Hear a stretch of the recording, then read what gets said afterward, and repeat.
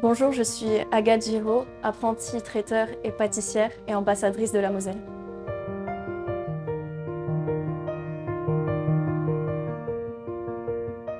J'ai toujours adoré les gâteaux. Euh, dans ma famille, on jugeait la qualité d'un anniversaire ou d'un événement par rapport au nombre de gâteaux qu'il y avait. Et évidemment, même s'il y avait une dizaine de gâteaux, moi j'avais 10 parts de gâteaux dans mon assiette. Fallait que je les goûte absolument.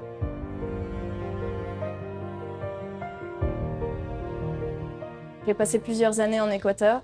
Les débuts ont été difficiles, sans pâtisserie française, sans nourriture française, sans plat français. Beaucoup de pâtisseries sont très sucrées. Et donc, faire des tartes ou des biscuits, c'était quelque chose de nouveau.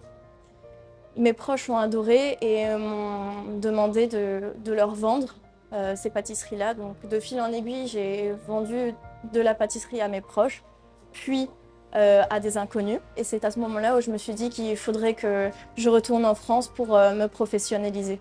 Et l'année dernière, je suis retournée donc à Forbach en Moselle pour passer un CAP pâtisserie. Jamais j'aurais pensé retourner à l'école à 24 ans. Mais oui, ça m'a confortée dans l'idée de ma passion en pâtisserie. Et tous les matins, je me réveillais et je me disais « Waouh, c'est incroyable qu'on me paye pour faire des gâteaux !» Waouh, c'est incroyable! Et après, c'est pas évident. Moi, en plus, je suis quelqu'un de plus mental que de gestes, on va dire, que de pratique. Donc, c'est quelque chose qui était vraiment pas évident pour moi.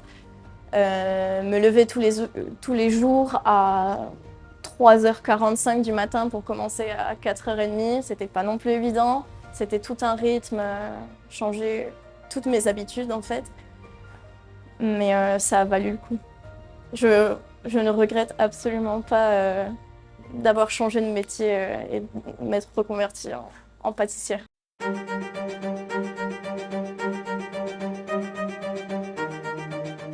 Je viens d'intégrer l'école Ferrandi cette année, qui est une haute école de gastronomie. J'ai été acceptée sur des entretiens, mais pas tous les... Alors, il y avait 3 choix. Ils m'ont convoquée aux 3 entretiens, mais ils m'ont pris seulement au traiteur. Ils m'ont dit vous devez trouver une entreprise avant début juin. Et Tableau m'avait appelé pour faire un essai un samedi matin, et j'ai fait l'essai.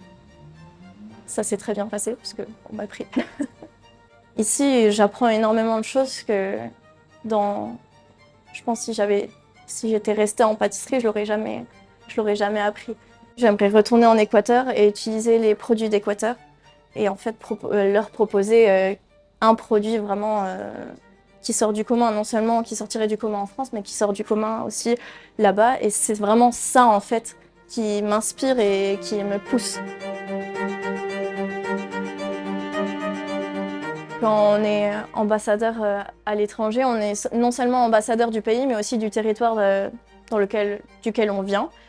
Et moi aussi, j'adore le vin, donc je leur faisais aussi découvrir du vin mosellan ou de la région du Grand Est en général.